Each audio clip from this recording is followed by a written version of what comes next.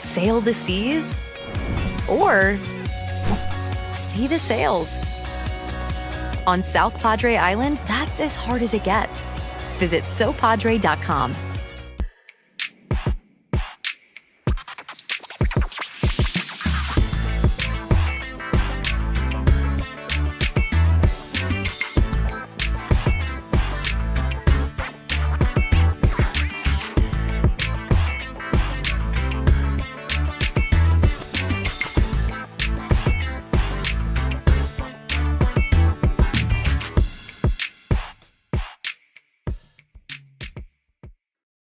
Hello from Los Fresnos CISD, an A-rated Texas Education Agency district. A stands for Academic Excellence at Los Fresnos CISD, where pathways to secondary success are being built for students at the brand new Resaca Middle School campus. A stands for Academic Advancement at Los Fresnos High School, where the College Center provides a jump start on college and career readiness that includes advanced placement classes, dual enrollment options, CTE opportunities, and scholarship money. Los Fresnos CISD, an A-rated and 7-time post-secondary readiness distinction district. At Harlingen CISD, college, career, community ready is more than just a saying. We've created 12 academies to provide students with access to fields of study that best fit their interests and passions. Within the 12 academies, there are 42 certifications that will aid students in getting a head start on a career upon graduation. Become HCISD proud and enroll today.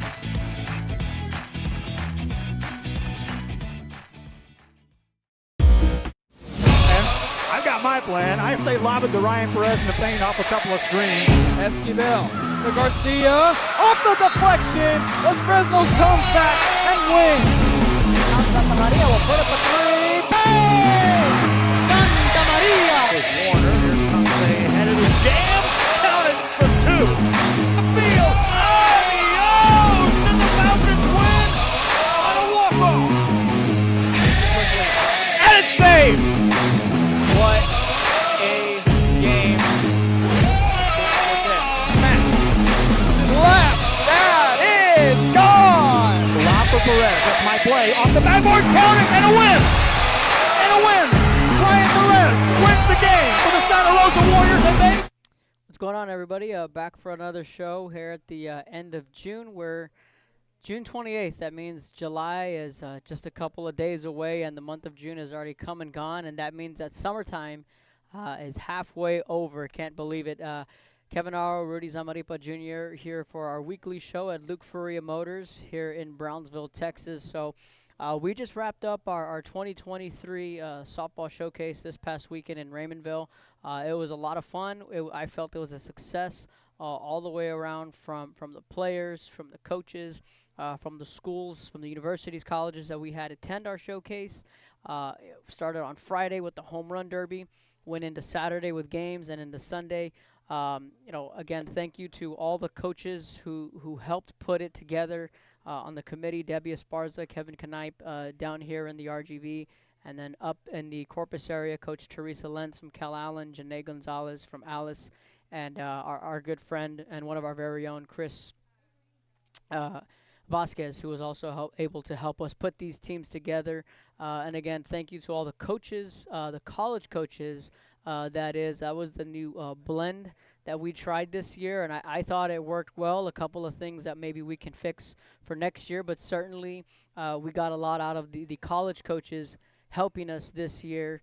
On the racers, we had AJ Hassel, we had Jules Garcia, we had Monet Montilla, all from A&M Corpus Christi with the Islanders, and we had Alexis Salcedo from Trinity, that was with the Racers, and the RGV Rebels. We had a little bit of the Texas A&M International with Kate Lueta, Erica Cortez from Vernon. We had Jenna Fabella, and we had Andrea Salinas, who helped. She's playing up in Concordia, and then we had a little bit of a bullpen help too from Jamie Gonzalez. She came in and helped our catchers and our pitchers really catch some bullpens. So Jamie also was a big help with the Rebels as well. On the Lightning, we had the Olu group, Emilia Salinas, we had Alyssa Garcia, we had Christy Salas, and then we had, of course, Gilbert Alvarado III, all representing Our Lady of the Lake. They were able to implement a lot of things and teach our girls a lot of the things. So those are the three Valley teams there up in the Coastal Bend on the Storm. We had Quintana Muñiz from A&M Kingsville. We had Andrea Martinez also from Kingsville. And then we had Reba Reyes from St. Mary's. She also helped us tremendously as well. That was the team Storm. On the Barracudas, we had Mariah Vasquez, and we had Shelby Peel from Texas A&M Kingsville with the Barracudas. And with the Breeze, we were able to get Maddie Flores, Hannah Griffith, and Aviana Gonzalez all representing Galveston. So thank you to all the coaches that helped. And I know they had a lot of fun this past weekend. They had a lot of fun teaching the girls, and really it was a 2-week deal because go back 3 weeks now. The coaches got their rosters with 2 weeks to prepare for the showcase. Some coaches jumped right into the practices that very Monday. I know the Lightning was our first team to hit the field, and then followed with the Rebels, and then the Coastal Bend came in and they had their practices. So it was a great 2-week stretch where the coaches got to know the players got to know the coaches. Some of them had already known each other from travel ball or just playing against each other in the same district. Some of them had never met each other before, or maybe they knew of each other but really didn't know each other on a personal level. So that was the big plus going into these last 2 weeks and into our showcase this week. So again, thank you so much to all the coaches who took time out of their busy schedules to go in and teach these girls and give them an opportunity to be coached by college athletes. A special thank you to A&M Kingsville, their coaching staff, Orlando Salinas, Corky Gallegos. They came down and visit us. Special thanks to Our Lady of the Lake, their coaching staff. They came down and visit us, and to all the schools that made it a point to come down and see our athletes and visit with them and talk with them. Special thank you to all of them. Adriana Garza and Coach Frank Cantu of Raymondville, thank you for opening your facilities and letting us work there Friday, Saturday, and Sunday. And a credit to all of Coach Cantu's staff, from the maintenance to the police department and everywhere in between. It was really, really hot on Saturday. I mean, we had games at 2, at 4 in the afternoon. Our latest game was at 7. So if you were out there this weekend, you know what I'm talking about when it comes to the heat. It was certainly hot. Credit to the girls on sticking it through. I knew they could. I knew they would, because they do this all the time. They go to travel ball tournaments all summer long. It's not that big a deal, but thank you for coming out and playing on it was on turf too. So going back to the home run derby, it was an amazing event. Lily Rocha wound up winning it all again. She won back-to-back home run derby titles. We certainly saw the power surge from Zel Camacho. We saw it from Piper Cáceres. I think Alexia Alegria from Hebronville, she certainly put on a show. She hit double digits in the home run column. We saw Jade Moreno hit a couple of bombs. And then on the flip side of the bracket, we saw Dakota work her way into that second round where she went up against Zelly. Zelly hit, I think, 28 in that round, and then Dakota trumped her with 29, and just the power surge that Zell put on in that second round. I think in that second round those girls were hitting tanks, and all of them right-handed hitters, hitting it to deep left, pulling the ball over the bleachers and left. I think that's when the folks really got into it. Dakota, she had a couple of slow starts in that home run derby in both rounds, in the first 2 rounds at least, and then just in that final minute, we saw Dakota really start to heat up and eventually get to the finals. And then we had Lily on the flip side of the bracket where she went first in the second. She went second the first time around, so she had a number to beat. And then in the second round, she went first, so then she set the tone with, I think it was 36 home runs in that second round. So I was like, oh, that was a steep hill for Piper to get out of. But nonetheless, I think Piper maybe finished with 15, which is still a respectable number, and 36 really, really hard to beat. Ironically enough, it was a 32-6A rematch with Los Fresnos and Harlingen in the home run derby final. Last year it was Crystal Perez from Los Fresnos going up against Lily. This year again it was Dakota Martinez who made it to the finals, and Lily Rocha, of course, from Harlingen, ultimately winning it. And she did it in dramatic fashion yet again this year. In that final 20-second stretch, she was able to hit the game winner with about 10 seconds left on the clock. So certainly a dramatic ending to that home run derby. And Lily Rocha, again, 2 straight years, she won the home run derby by beating out her good buddy Dakota Martinez. Both of them on the Rebels, ironically enough. So again, congratulations to Lily on winning 2 straight home run derbies. That's it. If we do this again next year, we will have a new winner because of the fact that Lily's now graduated, and she will be playing at McLennan. So next year we're guaranteed a new Derby champion. Maybe we'll invite Lily to come down and maybe hand off the trophy. Who knows? If I invite her, she'll probably come. But going into Saturday's games, we had 6 games on Saturday, 6 games on Sunday. And really from the word go, we saw these teams get to know each other a little bit more. Some coaches were learning how to fill out lineup cards, especially with that DP and the flex. A lot of questions were asked. They learned, we learned, I learned. And, of course, my good buddy, one of my best friends, Debbie Esparza, she was right there laying down the law, not only with the umpires but with the coaches, letting them know the rules, how it works. So all that rule stuff on the field, I couldn't have done it without Debbie. Of course, like I said, she wrote the rule book. She knew exactly what she was talking about, and she did a little coaching, as of course she would, with the younger coaches on how to draw up the lineups. But the coaches certainly did learn a lot over this weekend.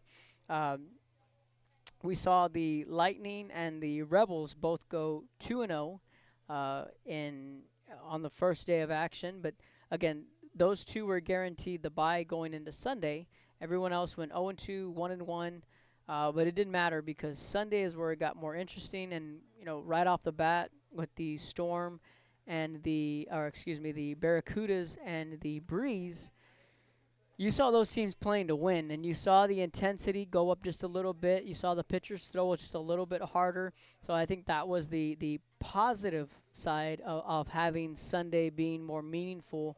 With you may have went 0-2 on Saturday, but you have a chance to win, make up ground, and play all the way into that possible championship at 6 o'clock. So I think the team that improved the most from Saturday to Sunday was not only the Storm, but the Racers. I felt the Racers underachieved just a little bit on Saturday. They lost both their games, but they came back on Sunday. They won a game, and they put themselves in a position to possibly play for the championship when they lost against the Lightning Sunday afternoon.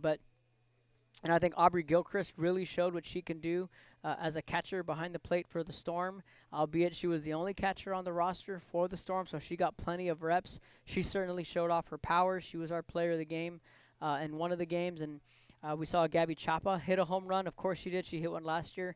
Karime Martinez went yard. Zelly Camacho. Twice we saw balls go off the foul pole. One on Saturday from Karime, and I think Zelly on Sunday hit one off the foul pole. And after Karime hit that first one off the foul pole, I was like, I don't think we're going to see that again. I was telling Jacob, I don't think we're going to see anyone go off the foul pole again. On Sunday, Zelly hit one off the top of the foul pole. So a lot of these players showed what they can do. Eventually, the Rebels would go on to win it all Sunday afternoon in the 6 o'clock game against the Lightning.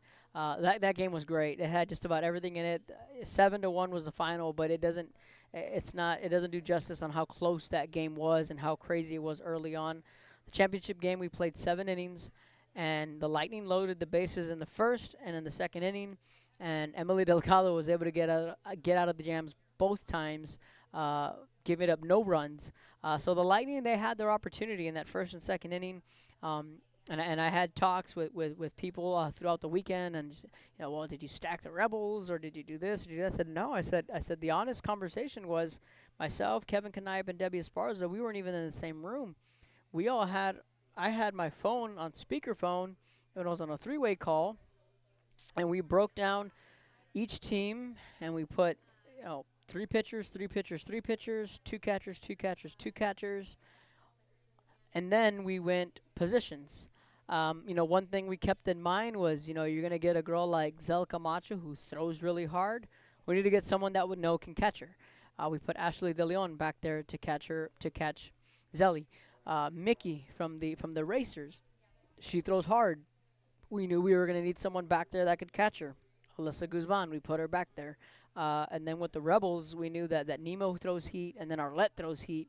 And we put We put Joe Montes behind the plate, and we also gave him Piper Cáceres. So that was by design, because we knew that those girls can throw heat, and you got to put someone back there that can take that behind the plate. So I felt we did a really good job on dividing up the talent. I don't think enough people were talking enough about the Lightning. I was like, they went 2-0 on Saturday, and they really played some good ball. I think Adi Alanis from Palmview, I thought she had a tremendous showcase throughout the weekend. Both her and Zel Camacho played extremely well. Camacho at the plate and in the circle, but eventually the Rebels wound up winning. Our Economy Awards medals for Player of the Game, the trophy you saw on Sunday and throughout the weekend, and the all-tournament trophies that you saw last week and that you saw throughout the weekend, all of those provided by our good friends at Economy Awards, Mario Alvarado. So special thank you to him.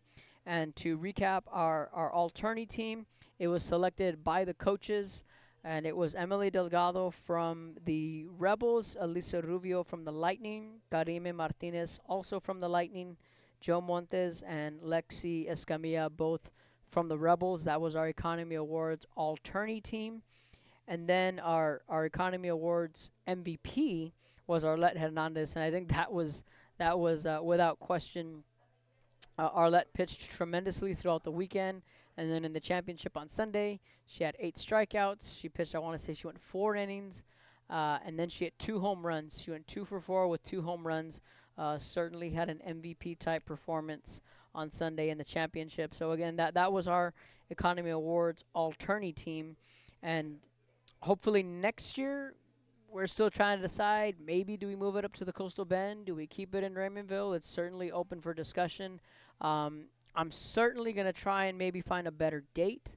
That way we can, the Cal Allen girls were invited, Santa Gertrudis, Toloso. There's a couple girls on Toloso Midway we missed out on, Corpus Christi veterans, a couple girls from Corpus Christi Carroll, who were all big pieces of the showcase but could not make it because of the Sparkler going on in Colorado all this past weekend and still going on now. So I'm going to do what I can. We're going to do what we can on trying to find a better date that's more suitable. That way we can collectively get everybody like we did last year. So, again, the Rebels, they're winners this year in the 2023 RSL Stars Showcase for softball. That wasn't by design. That wasn't planned. I felt that this year the teams were more spread out. There was certainly a lot of pitching. Now that you can look back at the weekend, I think the Valley had a little bit of the upper hand in the pitching department this year, and the Rebels were able to go on and win it all. So when we come back, we're going to talk a little bit more, wrapping up the showcase. In the month of July, we're going to have the Highway 83 tournament at Donna North, and we're also going to have the Venom League at the Wellness Center in Edinburgh. I've already talked with Oscar Segovia on Sunday. The final schedule will come out. It starts July 5th next week. And then Missy's League down, the Venom League in Edinburgh also starts next week as well. They're also hashing out the final details. I do have the teams that are participating in the Highway 83. Again, that's going to be at Donna North. We'll run through that, and then we'll preview what else we have throughout the month of July. So when we come back, we'll talk a little bit more showcase, and then we'll jump into the volleyball side of things here at Luke Faria Motors.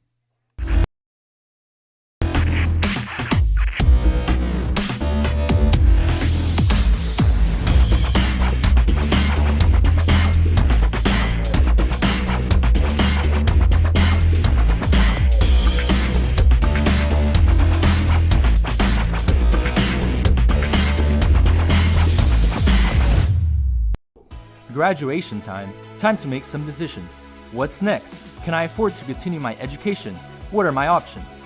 At Brownsville ISD Career and Technical Education, you can graduate from high school with a certificate and or license ready to go to work, debt-free.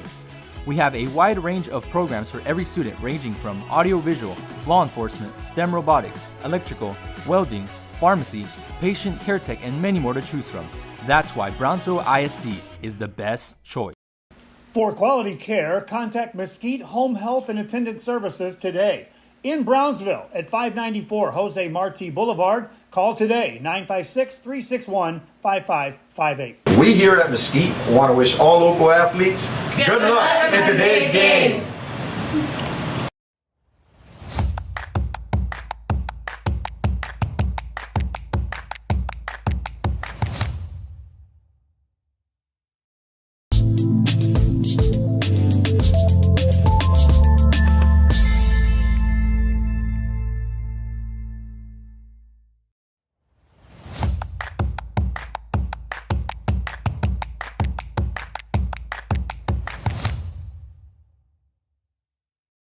Music lovers, you have to stop and see the assortment of records, tapes, and records memorabilia at Forever Memories today. Located at 237 North Sam Houston in San Benito, Texas, there's over 10,000 records on display and more coming every day. Looking for your favorite album from the past, first pressings, collectibles. How about a 45 with a single you just have to have? Freddie Fender, Johnny Cash, Hank Williams, Elvis, Beatles, blues, rock, classics, Tejano, it's all here. Organized and priced for you. Forever Memories, 237 North Sam Houston, San Benito.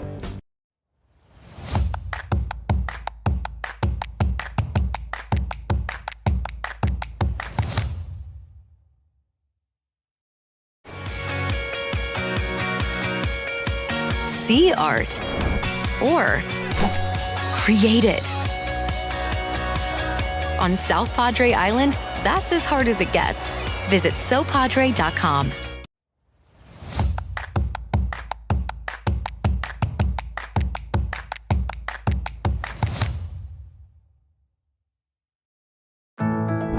My son Leo just graduated from high school, but also with his associate degree from Texas Southmost College at no cost at all. Not having that financial burden was so helpful to our family. That's 2 years we did not have to pay for. All of my TSC credits transferred to UTRGV, and I am so grateful to go into my major debt-free.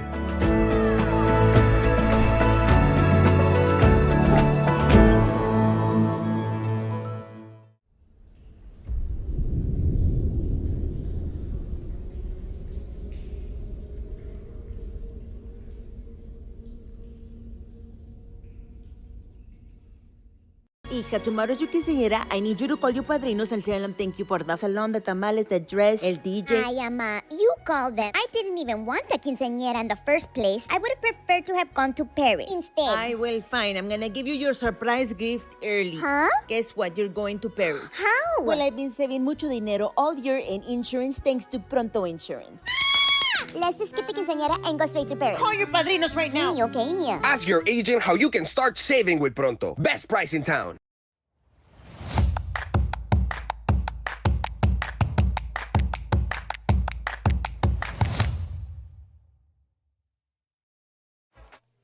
All right, welcome back. So, kicking things into volleyball gear. So we have the Highway 83 tournament coming up next week, July 5th. Will be the start date. Our guy Oscar Segovia sent us the information on Sunday, and we'll also have the Venom League down in Edinburgh at the Wellness Center.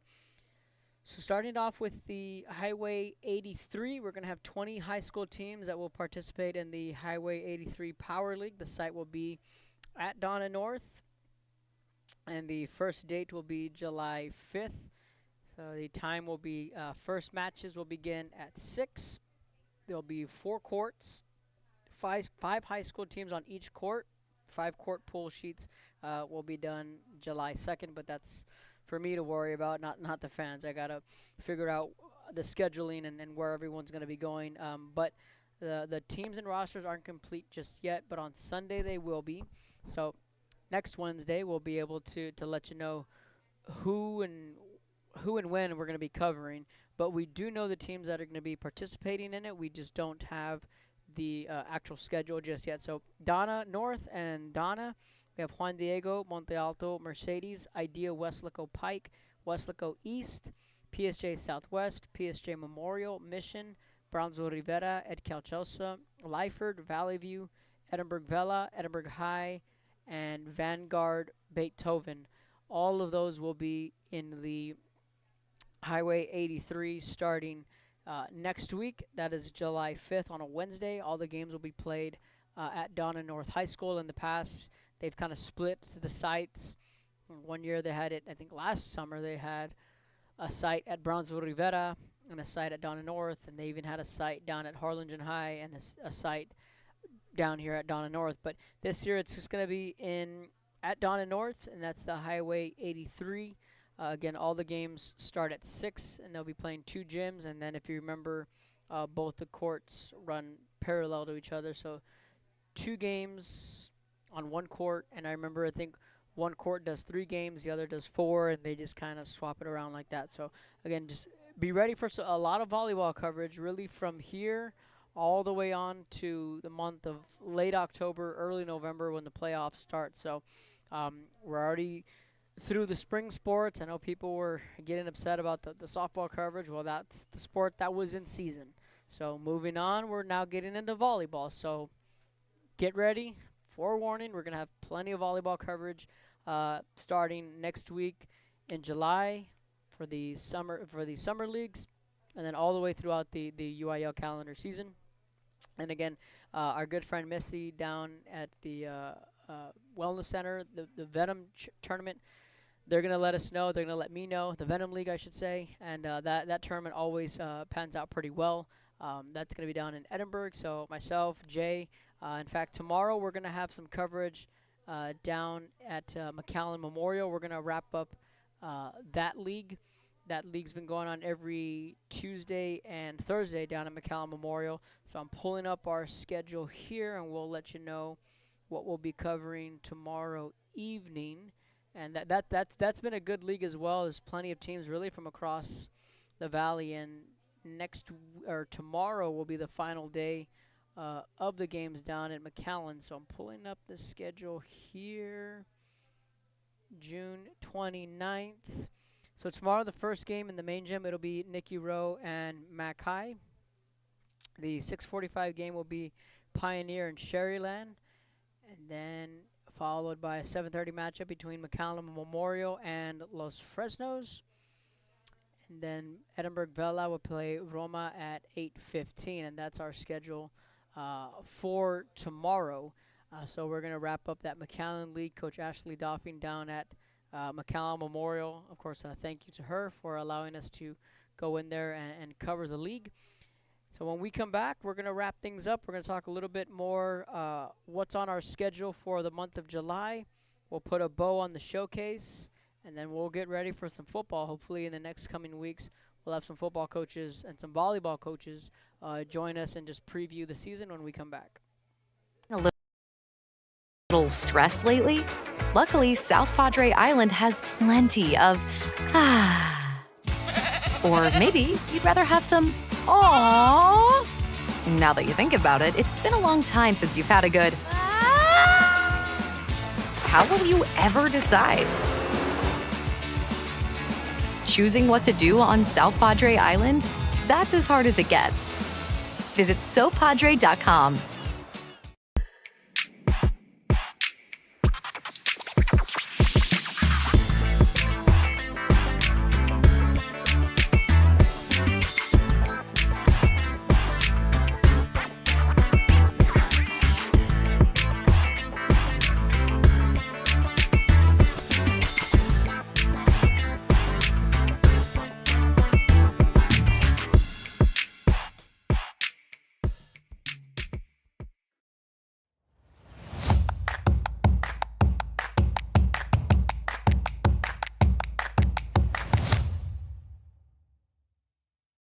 Our service is unmatched. Our commitment to our team and our community, relentless. Our products are innovative and exciting. Fruya, we're what's next now.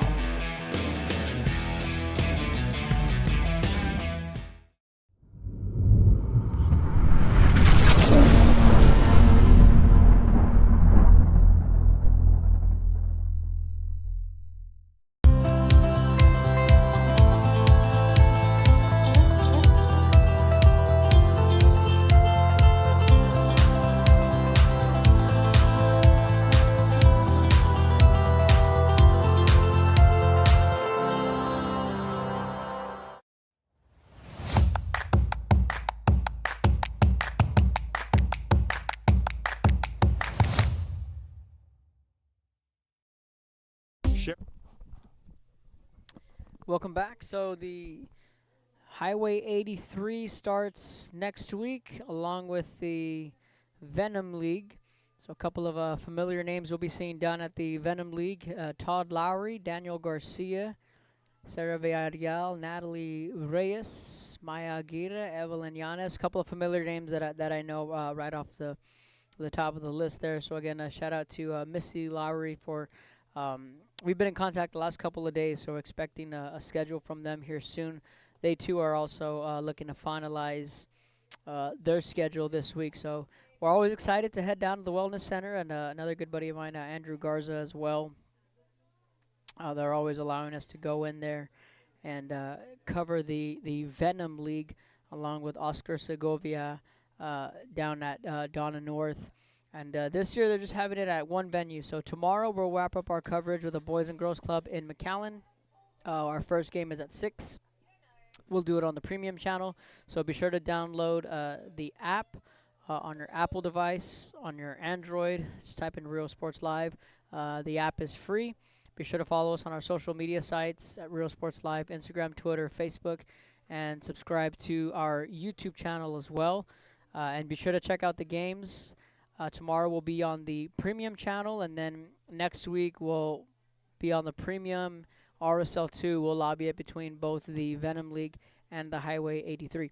So again, a final thank you to everyone involved in our showcase this past weekend. I thought it was a success. One of the last stories I'll tell is that Bella Ramirez from Rio Grande City, going into the All-Star game a couple of weeks ago, she told me, like, I'm not going to play softball anymore. Like, this is just it. I'm going to have fun. We got the All-Star game next week, and then we have y'all's showcase at the end of the month. And I'm just going to ride off into the sunset. And Bella is one of the better shortstops we've seen really the last 4 years. I was a big fan of hers.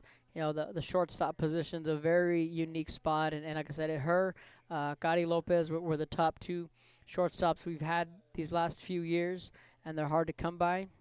And Bella wasn't going to play softball anymore. We have the showcase and A&M Kingsville. They were really impressed with her. They started talking with her, and now at the end of the showcase, Bella's going to be playing college softball at A&M Kingsville. So that was the idea. That was the point behind all this, to give these players an opportunity to showcase their skills and maybe get an opportunity to play at the college level. In this case, Bella wasn't looking, she didn't have it in her plans, but sometimes things work out a certain way, and hopefully this is a life-changing move for her. We're hoping that, all for the better. She was one of the few stories we had throughout the weekend. I know of a couple other players. I can't say names, I can't say schools, but I do know that they're heading in the right direction. Some girls got some offers, and that they're really looking hard at that. So overall, a good weekend, and at the end of the day, those are the things that we wanted to see. That was the end game. That was the goal, for these girls to get the exposure and maybe make a life-changing decision like Bella did, especially coming in not wanting to play at the college level.